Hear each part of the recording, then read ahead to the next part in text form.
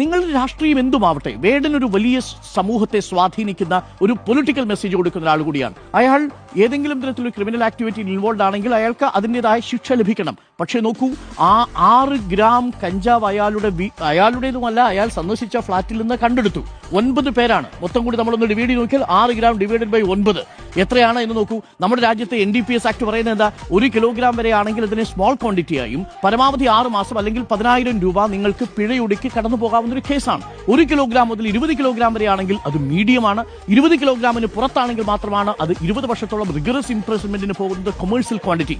നോക്കൂ, 100 കണക്കിന് കിലോ കഞ്ചാവ് കേരളത്തിലേക്ക് ട്രാൻസ്പോർട്ട് ചെയ്യപ്പെടുന്നുണ്ട്. എവിടെ നിന്നാണ് പ്രധാനമായിട്ടും വരുന്നത്? ഒഡീഷയിൽ നിന്ന്, ആന്ധ്രാപ്രദേശിൽ നിന്ന്, തെലങ്കാനയിൽ നിന്ന്. അതേസമയം മെറ്റാഫിത്തമിനും MDMA അടക്കമുള്ള മാരകമായ സിന്തറ്റിക് ഡ്രഗ്സ് വരുന്നത് എവിടെ നിന്നാണ്? ബംഗളൂരുവിൽ നിന്ന്, ഗോവയിൽ നിന്ന്. ഈ റൂട്ടിനെ കൃത്യമായി പിന്തുടർന്ന് പിടിച്ച ആ സോഴ്സ് എന്നേക്കുമായി അവസാനിപ്പിക്കുന്നതിനു പകരം ഈ 1.5 ഗ്രാം കഞ്ചാവ് 9 പേർ 6 ഗ്രാം കഞ്ചാവ് ഉപയോഗിച്ചു എന്നത് പിടികൂടി എന്ന രീതിയിലേക്ക് ആ വാർത്ത പോകുമ്പോൾ അതിന്റെ ഉദ്ദേശശുദ്ധിയിൽ നിന്ന് മാറുകയും അത് കേവലം ഒരു PR ആക്ടിവിറ്റി ആയിട്ട് മാറുകയും ഇതാ ഇവിടെ എക്സൈസ് സജീവമാണ്, ഇവിടെ ഇതാ ഈ വേട്ട സജീവമാണ് എന്ന തോന്നലുണ്ടാക്കുകയും ചെയ്തു. പിടിക്കരുതെന്നല്ല ഞാൻ ഈ പറഞ്ഞത്. പക്ഷേ അതുമായി ബന്ധപ്പെട്ട് പോകുമ്പോൾ ഇപ്പോൾ പുതിയ കേസ് ചാർജ് ചെയ്യാൻ പോവാ.